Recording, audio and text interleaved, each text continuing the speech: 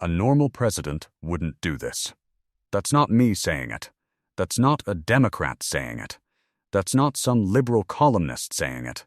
Those are Donald Trump's own words, said standing inside a massive Air Force hangar in Maryland on Friday in front of his own staff, explaining why he's now flying around in a $400 million luxury jet gifted to him personally by the royal family of Qatar. Let's just sit with that sentence for a second, because it tells you he knows exactly what this looks like. A normal president wouldn't do this, he said it himself. And then, he did it anyway. Here's what actually happened this week.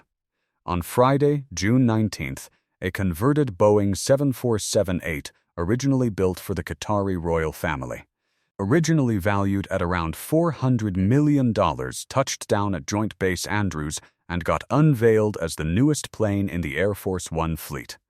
Trump walked through it, pumped his fist for the cameras, and called it the world's most luxurious plane, saying it was built at a level that will probably never be seen again. He told the assembled crowd that when America lands this thing in London or Germany, nobody tops this one. Nobody comes close, he said. Let's be real about what we're actually looking at here.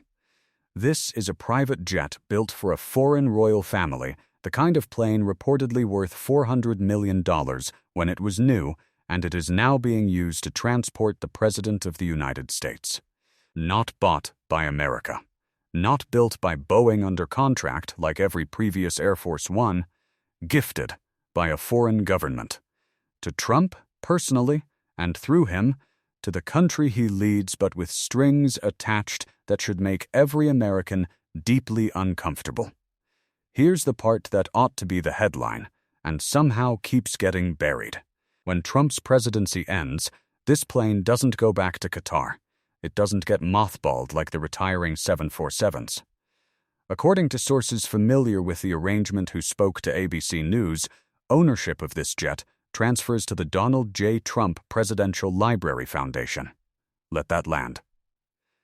A foreign government gave the President of the United States a $400 million aircraft, and when he's done using it as Air Force One, it becomes the property of an organization that bears his own name. That's not a gift to America. That's a gift to Donald Trump, laundered through the office of the presidency for a few years first. Now, supporters of this deal will tell you it's a smart financial move that Boeing has spent years delaying delivery of the actual new Air Force One planes America already paid for, originally promised for 2024, now pushed out to around 2028. And that part is true. Boeing has badly botched this contract. That's a real, legitimate scandal in its own right, and Trump deserves some credit for being frustrated about it. He called it a logjam and said America needed a bridge solution while waiting. Fair enough, as far as it goes. But here's where the justification falls apart. The actual cost of converting this Qatari jet into a secure, functional Air Force One is not small.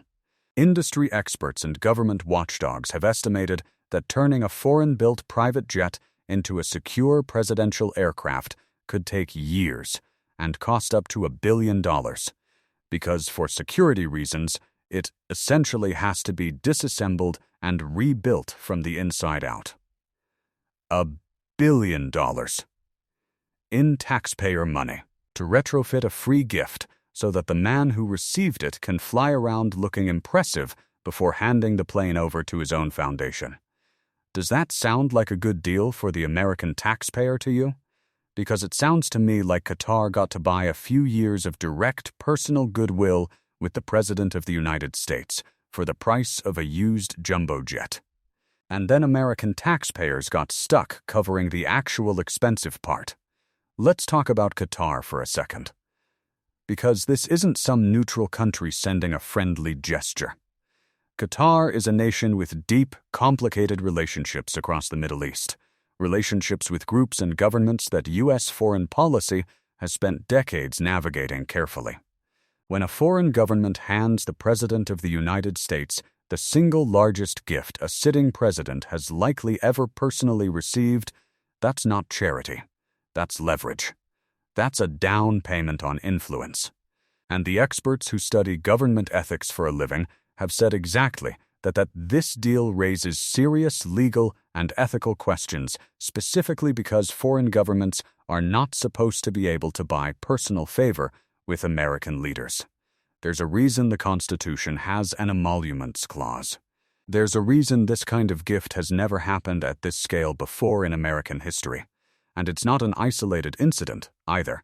While this jet deal was unfolding, Trump's own company was separately reported to be investing $5.5 billion into a golf resort development in Qatar, the same country that just handed him a $400 million plane. You don't have to be a conspiracy theorist to find that timeline uncomfortable. You just have to be paying attention. Here's what gets me about the way this whole thing was unveiled. Trump stood in that hangar and basically admitted out loud that this isn't normal, and then framed that abnormality as a strength. Our country has to be represented properly, he said. As if America's credibility on the world stage depends on whether the presidential jet has a fancier paint job than other countries' planes. As if nobody tops this one is a foreign policy achievement instead of a billionaire's ego dressed up in red, white, and blue. Meanwhile, the actual American-built, American-paid-for replacement jets that taxpayers already funded sit delayed at Boeing. Not expected until 2028. We paid for our own planes. They're not ready. So instead, the President of the United States is flying around in a hand-me-down from a foreign royal family, retrofitted at potentially $1 billion of taxpayer expense that he gets to personally keep through his foundation when he's done with it. This is the kind of story that should unite people regardless of party. Because it's not really about Trump specifically, it's about a principle. No American president should be personally enriched by accepting massive gifts from foreign governments while serving in office. That principle exists for a reason. It existed before Trump, and it should exist after him. Whether you love this president or can't stand him, ask yourself honestly, if a future president, any future president, from either party accepted a $400 million personal jet from a foreign royal family and arranged for it to end up benefiting their own private foundation after leaving office, would you be comfortable with that? If your answer is no, then your answer needs to be no right now too. You deserve a government that doesn't normalize foreign governments buying access and goodwill through personal gifts to American leaders. You deserve transparency about exactly how much of your tax money is being spent retrofitting a free plane. And you deserve a president who doesn't have to say a normal president wouldn't do this as a punchline before doing it anyway. Share this if you think foreign governments shouldn't be handing presidents personal jets. Comment below, does it matter to you which party is in office when this happens, or should the rule just be no president accepts a $400 million gift from a foreign government, period?